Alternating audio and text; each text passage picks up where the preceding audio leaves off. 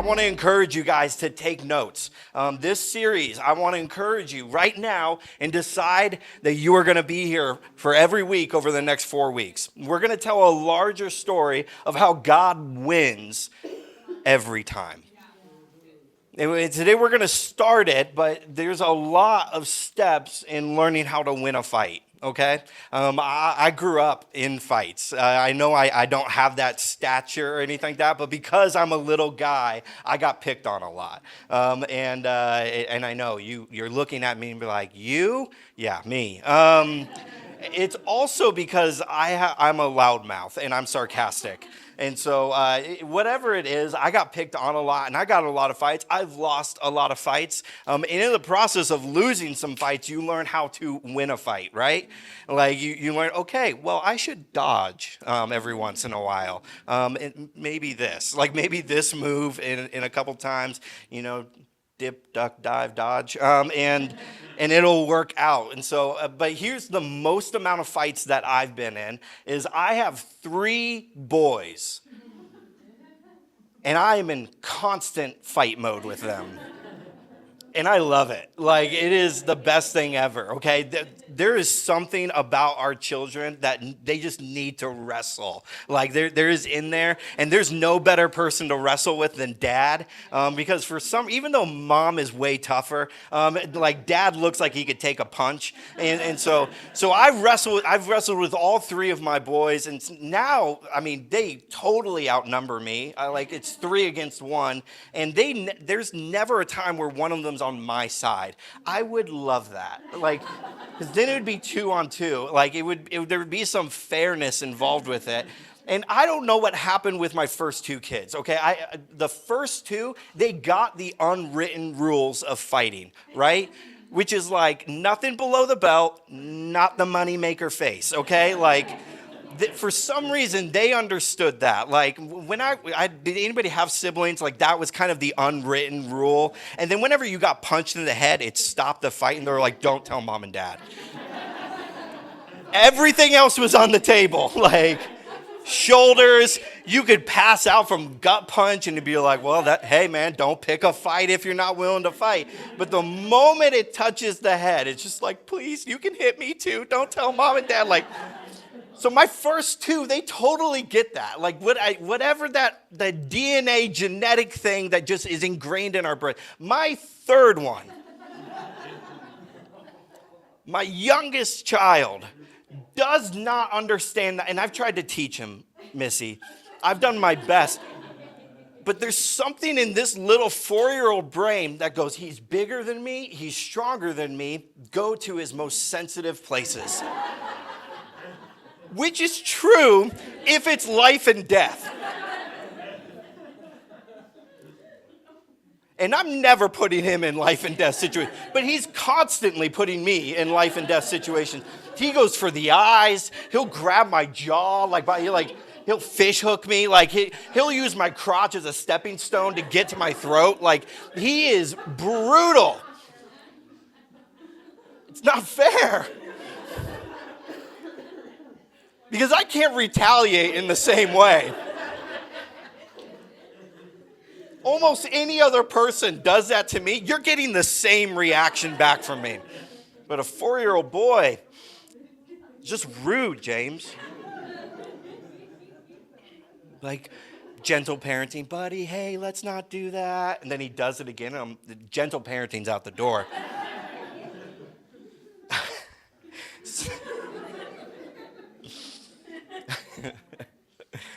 You get my dad. So we laugh, we enjoy these kinds of stories. The reason why we like these stories, when you actually, you're not pitying me, you're cheering my son on, let's be honest, is because we love the underdog story. We love that, the person that cannot win somehow figures out to win. We have a whole genre of sports movies dedicated to that genre. There is no chance. They couldn't come back. They lost the team. They lost their coach. Their star player went and played on the other team. But yet, they joined together. They found a common enemy. And then the underdog won it. And they did it. And you read those stories, they tell you, it's okay. today, if you are caught under the weight of something else, there is a chance to win still. And I love the underdog story. In his book called David and Goliath, Malcolm Gladwell, he says this quote about our fight today. He says, David and Goliath is a story about what happens when ordinary people confront their giants. Man, we are all facing and we all feel that underdog story. Now, I don't know if you you can relate to my story, but we all feel probably like that 4-year-old just scraping and clawing against something that feels so much bigger than what it looks like in front of us. But there is big things in front of us. David versus Goliath is the pinnacle example of the underdog story. Many of us know it as casually as a little boy defeating a giant with a slingshot, but there's so much more to the story. I don't know, maybe you got the VeggieTales version, you got the Sunday school version, whatever it is. I want to open up the story because this is a great fight. This is a true battle that is happening here. You see, I don't want to just tell you, I don't want to give you a Remember the Titans story. I don't want to just tell you the underdog story here because we got plenty of those. We can make the list, go on Netflix, and you're going to find one of those stories. And so what can we do different here in the church today? Today, I want every single person leaving here saying this phrase about themselves: I am a giant killer. See, when I talk about getting into fights in this world, we are fighting a mental battle, an emotional battle, a historic battle with how we grew up. But man, I think we miss the spiritual battle that is in front of us. You see, so many of our mental battles that we've been trying and we've been struggling against, but we haven't brought the one person who guarantees victory involved in it. And so we're trying, we're struggling, and it feels like, I just got to give up. I can't win against this giant. And God's saying, yeah, but I made you a giant killer, but you got to come to me. I'm getting ahead of myself. Well, you see, I want us to understand that the giants in our world right now obviously aren't real giants. I mean, there's tall people. Our friend James here. What if I just had you stand next to me the whole? Just made you the enemy this morning. Cody, you're a similar height. Benefit of being short, everyone's a giant to me. And there are some people, maybe you were bullied or something like that, and they could be that giant. But man, the giants that we actually face in this world are so much more. What Goliath metaphorically means for our lives today is something like a larger than life problem. Something that just kind of stands in the way of you becoming who you're meant to be. They exist to intimidate you, to beat you down. They succeed in making you feel small and weak. Some of you are strong, but your entire life you've been told you're weak. You've been told you're small, you don't have a purpose, you're less than. Maybe you're the younger sibling and you weren't seen or valued or whatever it is. Like, you've been beat down, intimidated, and you've carried that persona, that identity into your now life. And so, unfortunately, you found yourself around other people who kept affirming that understanding of yourself. No wonder it feels like friendships are falling empty. Because you've seen yourself as just a small, intimidated person. But God's made you a giant killer. The giants in this world are nothing new. They are the same giants as before from the very beginning to now. They may have changed their appearance, but they are still the same. And life is full of Goliaths. Giant obstacles that seem impossible to overcome: fear, doubt, financial struggle, sickness, broken relationships, or a calling that makes us feel like we are small. And this is what's facing up against us. So just to be clear, I just want to clarify just really quickly before we dive into this. The giants in this world, they probably don't look like you're used to. Most of them live in our heads. Most of them, and there is a few people in this world that are actively against you, but again, I think those are few and far between. I think most of us are our own giants in some way. But it's really important, and please hear me on this. I'm going to read this so I don't mess up my words here. Not every difficult thing is a giant. And when I talk about killing giants in your life, I'm talking about stopping the things that are getting in the way of becoming who God made you to be. So, the emotional damage of a trusted person is a giant, but your rude coworker is not. We need to stand up to some of these things better than we have before. Because if we start making these little things giants, when we actually face a real giant in our life, if we felt like we couldn't overcome confrontation, when you actually face the thing that is actively trying to kill you, not just make your life inconvenient, it's going to feel almost impossible. We've lost the battle way before. You see, this is a little, like, just follow me on this a little bit. You could make an ant a giant. There's a movie in 1954 called Them. Has anybody seen that movie before? Black and white movie. In the movie, there's a colony of ants that live by a nuclear waste site, and they grow and grow and grow. Now they're these giant ants. Right? And so follow me on this metaphor, okay? I think some of us are taking the little ants in our problems and we're pouring waste upon them, and then now they're mutated into something bigger than they were ever meant to be. Okay? So that little argument with your spouse, that was an ant, not a giant. But because you didn't follow up with that and you kept pouring your waste upon that, because it was an easy enemy to keep dumping all of your problems onto, now that thing that was supposed to be small has become much larger. You've made a giant now.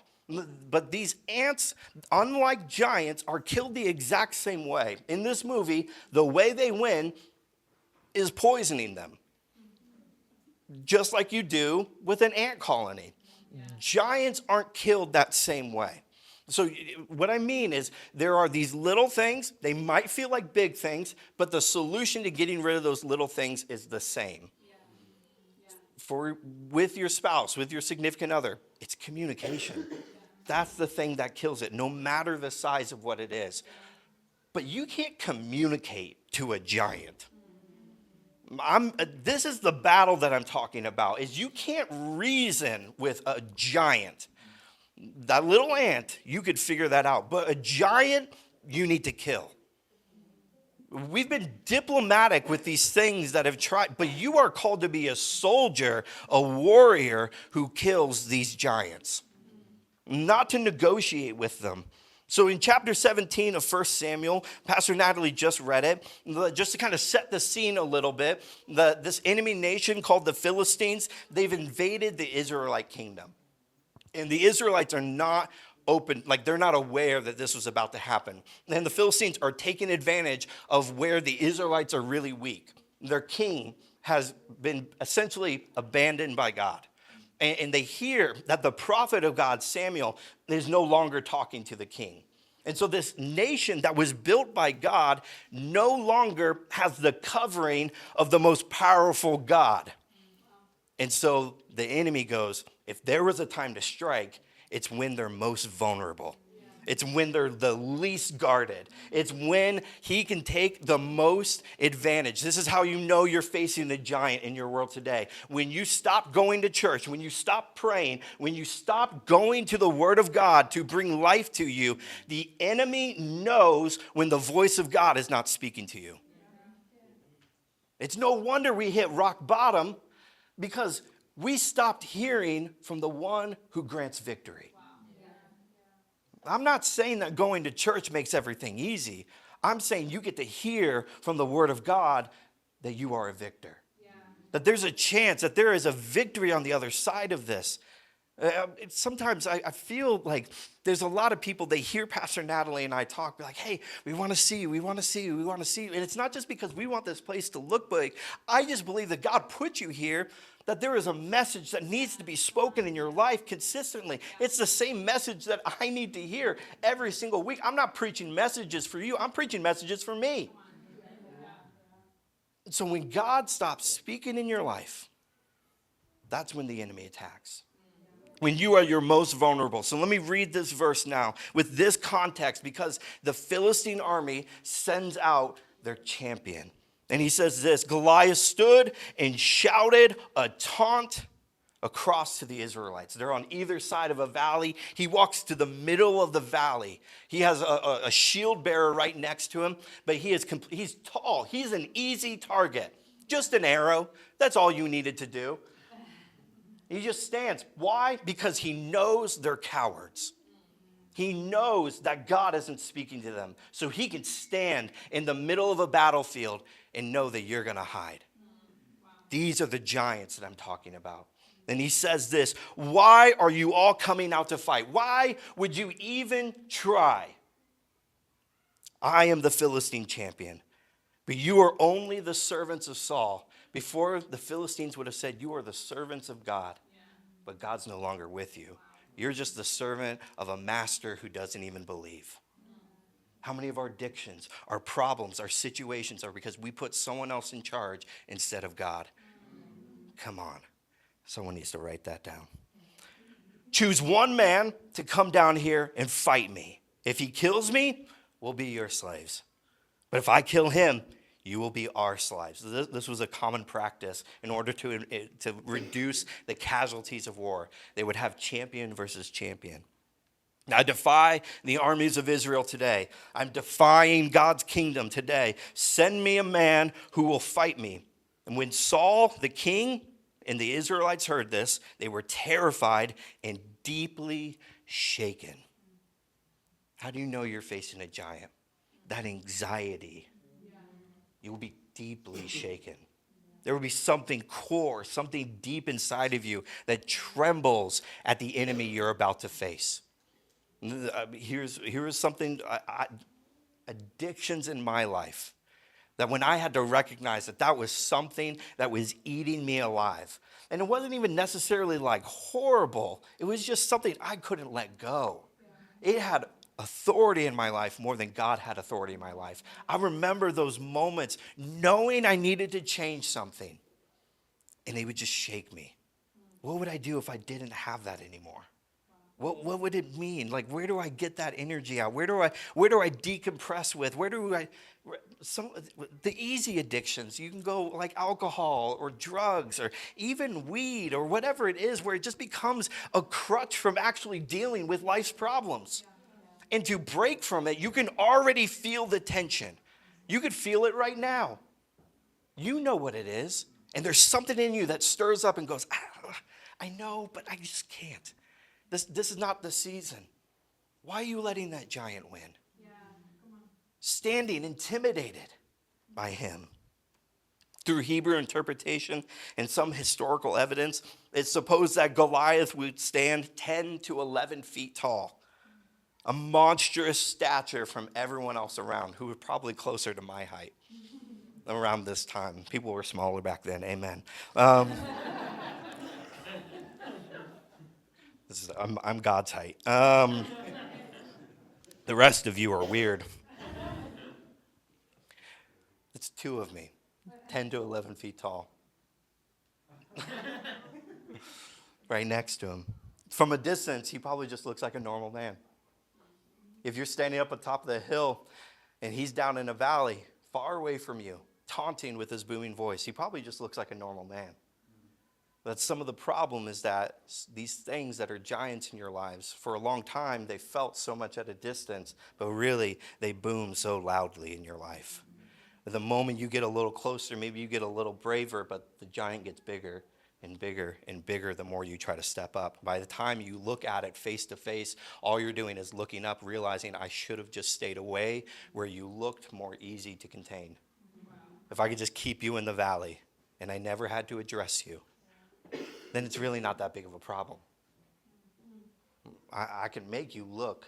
There's a scene in the Bible in which Jesus is walking on water towards the disciples in the middle of a storm. And it says from a long distance off, they thought they saw a ghost. Distance does so much in our life. Distance from a good thing looks scary. Distance from a bad thing looks easy. If I can control it. But if I can't control it, this suddenly becomes more real. So this giant does what giants do best. He intimidates. The enemy will name your fears and your insecurities. It will try to win the battle in your heart before you ever fight, before you ever pick up a sword, before you ever pick up a slingshot. He will try to win the battle of your heart, defeating you with what everyone else has said about you. That you now learn to make it a narrative within your own head. And the longer that you've lived on this earth and not addressed it, the longer, the deeper those words have grooved into your brain and has become a path for how you address every situation. I'm unworthy. Depression is just what I do. I'm sad. I'm angry. I'm just an angry person. No, you're not. You're a giant killer. You are called to so much more. These giants are killing the spirits of people all around us. Come on, we see it. We could see other people's giants more than we could see our own sometimes. And we see it all around us, but maybe you're like the Israelite army, and right now you're cowering in fear of the giants that are in front of you. You hide behind false securities of this world, but you know those things are not going to last long. So the defensive game that we've been playing this entire time, hiding behind shields, barriers, up in valleys, looking at small giants, but actually big in our lives, they haven't really lasted. It says for 40 days, Goliath comes out and gives the same taunt over and over and over again. Come on, babies, let's go. We hide behind that. But come on, here's one of my favorite phrases in any sports or anything like that. You finish this with me. The best defense is a good offense. Come on, say it one more time. The best defense is a good offense. It seems backwards, right? It's reverse. The best defense is supposed to be the best defense, right? The more walls I put up, the more I can defend against an enemy. The more things that I block off, the less gates that I put, means that the thing that I'm worried about most stays where it's supposed to be. But we know walls don't work. Boundaries have never worked. The giants don't care about your wall. They'll climb over it. That's what makes them giants. I'll build it taller. They'll climb. They'll figure out a way. They'll crush it. The best defense is a good offense. You see, this is actually founded what the Israelites are called to do. In the book of Deuteronomy, it tells us this, Deuteronomy chapter 20, 12 verses 13. It says, but if they refuse, this is God's words to his people, but if they refuse to make peace and they prepare to fight, they're just in preparation. Here's what you're supposed to do. Attack the town. When the Lord your God hands the town over to you, use your swords to kill every man in town. Aggressive. We like the Bible when it's really flowery. And it's about good ideas. Oh, I just got to put a positive mindset to it. And then the giants, they'll just fall over on their own. What if I just worshiped with worship music for 3 hours and then it's going to be fun? Can I just tell you, God called you to kill the giants. If it won't make peace, which giants don't do, kill it. This is the offensive strategy of the kingdom. It is not wait and see. It is go and do. Jesus' final command on this earth is go and make disciples. Not go and whoever is curious and comes up to you and just really is in an available place, then maybe present a God who, doesn't want to hurt and doesn't want to. No, he says go and make disciples. I am done living sideline kingdom. I am done letting giants in my life decide that they get to rule my life. I'm not doing that. You see, David looks at this problem and he says, this needs to change. In the story, we see David, he's sent to the front battle where his 3 oldest brothers are at, and his father sends him just to bring some bread. And he notices that in this time, that everybody's cowering, and then he hears the taunts of Goliath. Here's David's response. Hey, who's going to go fight him? This guy's mocking us. Anybody? Hey, there's a whole army here. Anybody? Nobody? Okay, I'll go do it. I'll go fight that giant. I'll take it out. You see, if you're looking through the Israelite perspective and then you're looking at David's perspective, it completely changes. I want to encourage you guys with this. Don't compare yourself to the size of the problem. Compare your problem to the size of God. That's good. Man, those problems are big. But my God, he's bigger. It's a giant. But he's a God. That giant is still mortal. That giant still has a certain time frame in which he's on this earth. The giant in my life, it has a death date. It's today. Because I'm a giant killer. This is what God called you to do. The Israelites saw a giant, but David saw an opportunity. This is going to require you to see something that might feel invisible to you right now. There's a self-confidence that you're going to have to build. And you can build that. It comes over time, and God wants to do that with you. I love this quote. I found this doing some research. There was a Scottish politician named Russell Johnston, and he said this. I love it. God, get the right perspective. When Goliath comes against the Israelites, the soldiers all thought, he's so big, we can never kill him. David looked at the same giant and thought, he's so big, I can't miss. What an awesome privilege that when you see a giant, you finally know who you're fighting. Sometimes we're so distracted by the little ants in our lives that we've poured this nuclear waste upon, and we can't even see the giant we've actually been needing to face. And you go, oh, I just have all this family trauma. No, can I just be honest? Like, there's a depression, this deep hurt inside of you. And yes, that might have started from your family, but you can't change your family, but you can kill that giant. Because if not, guess what your kids are going to deal with? Hard truth. This is what God's calling us to do. The Israelites cowered in fear, but not David. David shows up. He questions why no one is fighting this Philistine who taunts God. His brothers tell him to shut up, sit down, go home, but he doesn't. You see, there's going to be people that when you start fighting these giants, they might have the same giant as you, and that's how you found that friend group. And you're going to change. There's going to be something in you, and your friend group is going to go, why are you doing that? Come on, hey, that's not the thing that we do. Sit down. Come on, relax. And it's going to be easy to go back to them on those days that you feel like that giant's winning. Oh, I'll just go back to that friend group. They understand me. They understand where I was coming from. No, you're all just getting beat by the same giant. People are going to tell you that you're being egotistical. You're being arrogant. You're not a giant killer. You are. Because your God will strengthen you. David stands secure, but he's brought in front of the king. 1 Samuel 17. It says, but David persisted. I have been taking care of my father's sheep and goats, he said. When a lion or a bear comes to steal the lamb from the flock, I go after it with a club and rescue the lamb from its mouth.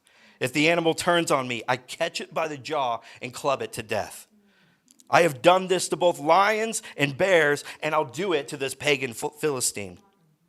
For he has defied the armies of the living God. The Lord who has rescued me from the claws of the lion and the bear will rescue me from this Philistine. This buildup of your confidence, you need to realize that there's these lions and bears, smaller than these giants, that you have been fighting. And you may not have given credit, you have been winning. Some, moms and dads in here, okay? You've been fighting bears and lions so your kids don't have to fight them. Good on you. Keep that up.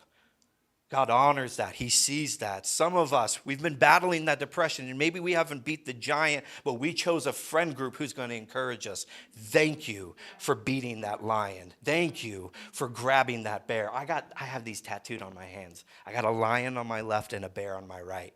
And it's symbolic for me. You see, for me, the lion in my life is depression. And the bear in my life is feeling worthless. What God tells me through the story of David, that when depression tries to kill me, when it comes after me, I kill it. Not negotiate it. I'm not a diplomat with my depression. You have no place in my house. You have no place in my life. I am not passing this on to my kids. Will they face sadness? Will they have the challenge? Will that giant, because it was my giant, try to come up against them? Absolutely. But I am equipping my sons with the ability to be a giant killer. I have fought lions. Those times where I feel worthless. Can I tell you what I do? What I'm learning to do? What I try to do? I grab that bear and I hold it. To humble myself, to realize I am worthless without God. But if that worthlessness tries to bite me when I'm holding it, I'll kill it. I'm not so humble that I'll just let it run all over me. I think we need to start looking at these things in our lives. These build confidence. So for David, looking at a giant that has no sharp teeth, only a sword. Well, I've been killing lions and bears as a hobby. Time to go professional. This is what I'm talking about, people. These giants in your life. Oh, you're so big I can't miss. I had to go run after that lion. You're standing still in a valley. Bad idea. I got a slingshot. I've been killing things.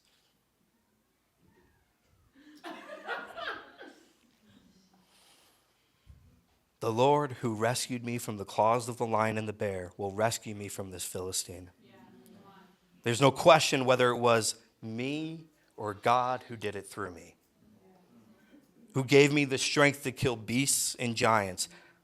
I have fought alone before, and I have lost. I've cowered in fear. I've lost everything before.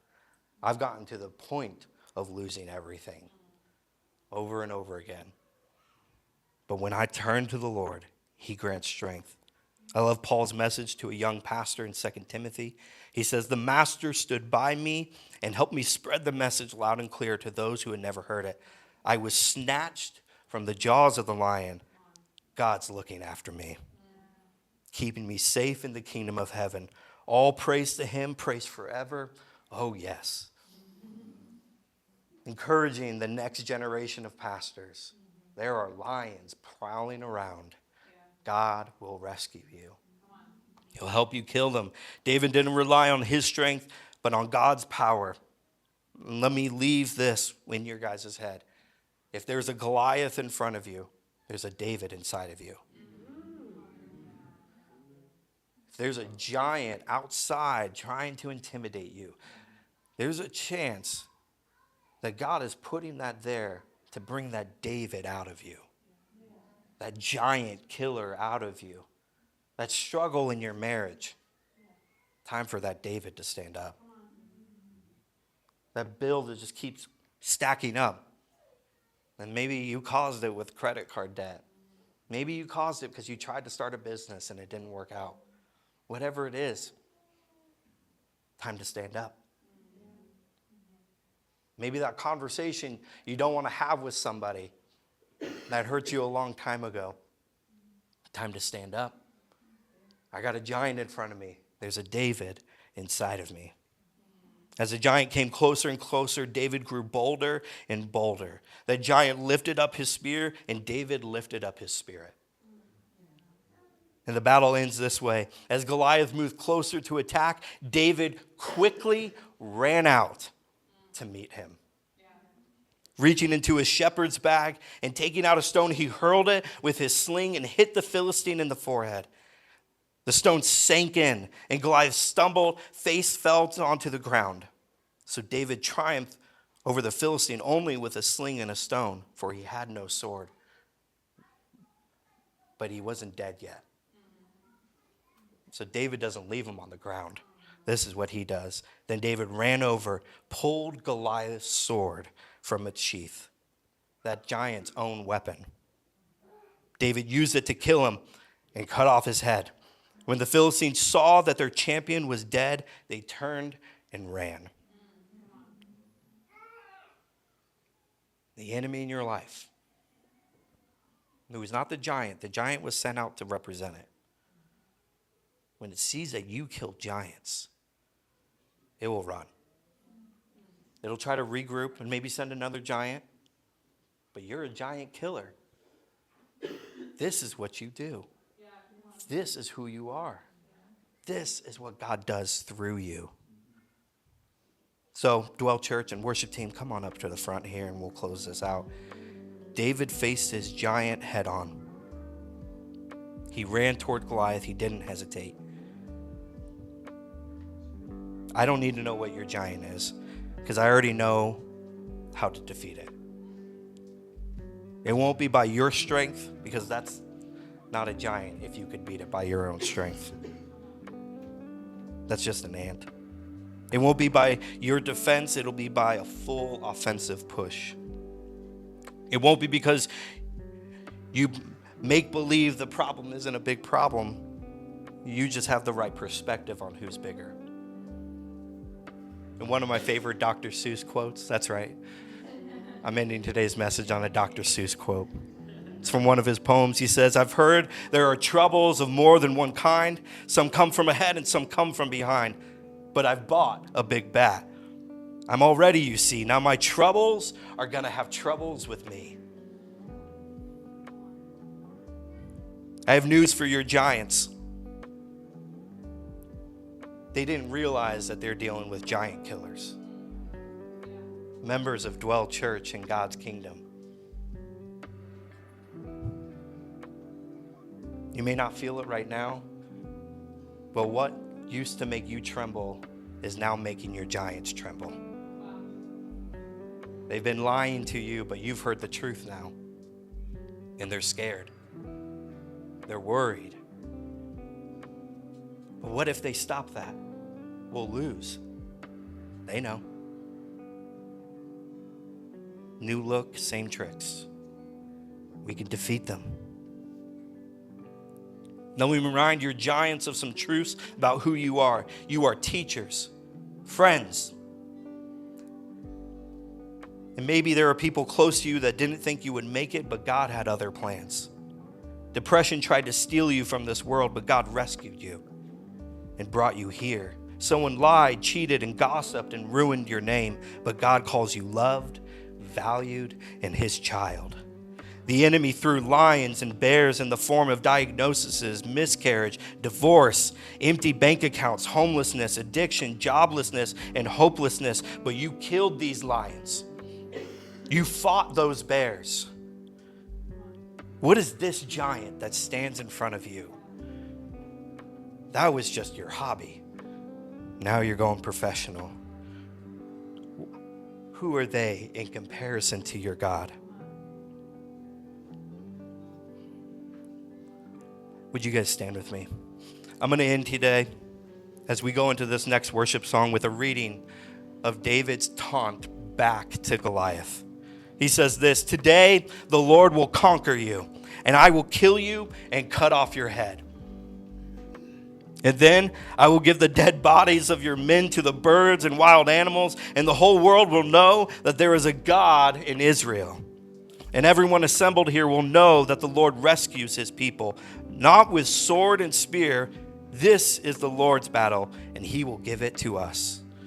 Over the next few weeks, Pastor Natalie and I, we want to train you to be soldiers. We want to equip you so that when you realize that on that Easter Sunday, when Jesus fought death, it wasn't by accident, it wasn't just happenstance. When you realize it, he gives us the formula of how to do this in our lives. But today's message is simply this: I am a giant killer. I need you in that mindset. Because everything else cannot be won unless you believe you have already won. There's no question in David's mind that when he comes up against a giant, that he has already won. Why? Because God has already done it. So we're going to sing this song one more time, and then we're going to wrap up service believing that God can do it. Worship team.